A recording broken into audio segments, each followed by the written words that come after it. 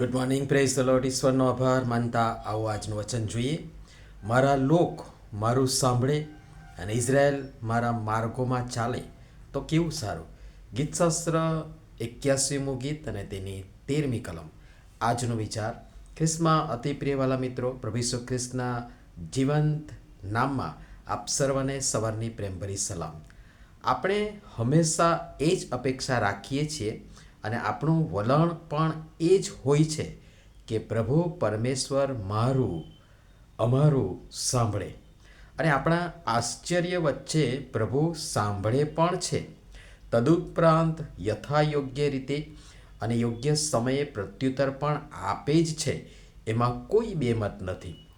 જેના અંગે મારો પ્રશ્ન, હમણાં આપણે ઘણું આ વિશે જોયું છે કે ઈશ્વર તમારું આપણ સર્વનું સાંભળે છે અને એ વિશે આપણે ઘણું બધું જોઈ ચૂક્યા છે. કિંતુ આજે મારો પ્રશ્ન આપ સર્વને અને દેવનો પ્રશ્ન આપણ સર્વને માટે છે અને તે તો એ છે કે દેવનું આપણે કેટલું સાંભળીએ છીએ. દેવનું આપણે કેટલું સાંભળીએ છીએ. આજનું વચન અને તમે જોશો તો આ નાનકડા 81માં ગીતમાં 2 કરતાં વધારે વખત હે મારા લોક સાંભળો, જો તું મારું સાંભળે તો કેવું સારું.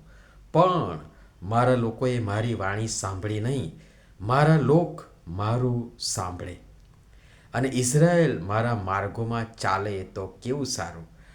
આ લાગણી અને જાણે હૃદયના આર્તનાદ સાથેની તમારા આપણ સર્વના માટેની દેવની ઈચ્છા, અને એ પણ આપણા પોતાના લાભમાં અને હિતમાં છે.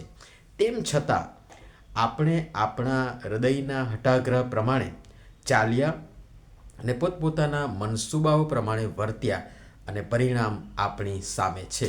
આ વચનો અને એમાં રહેલી દેવની લાગણી આપણને આ દિશામાં વિચારવા પ્રેરે છે અને કદાચ પ્રભુની આ ફરિયાદ પણ કહી શકાય. હા, હંમેશા અને નિરંતર આપણે આપણી વાત દેવ સાંભળે એમ જ ઈચ્છ્યું છે. પરંતુ દેવની વાત કે દેવની વાણી આપણે કદાપી સાંભળતા નથી અને અમલ પણ કરતા નથી. આવો આજે આ વચન સ્વીકારતા નિર્ણય કરીએ. હા, હું દેવનું સાંભળીશ, હું દેવના માર્ગમાં ચાલીશ. કેવું સારું. વચન પણ કહે છે કે કેવું સારું.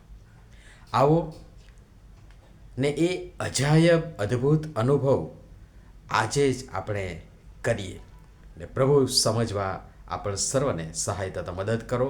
પ્રાર્થના કરીએ. પ્રેમાળ પિતા, તમે હંમેશા અમારું સાંભળો છો ને પ્રત્યુત્તર પણ આપો છો.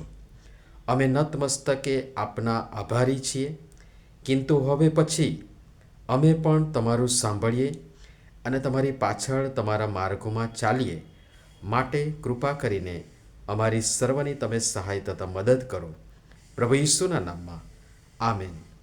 ધન્યવાદ.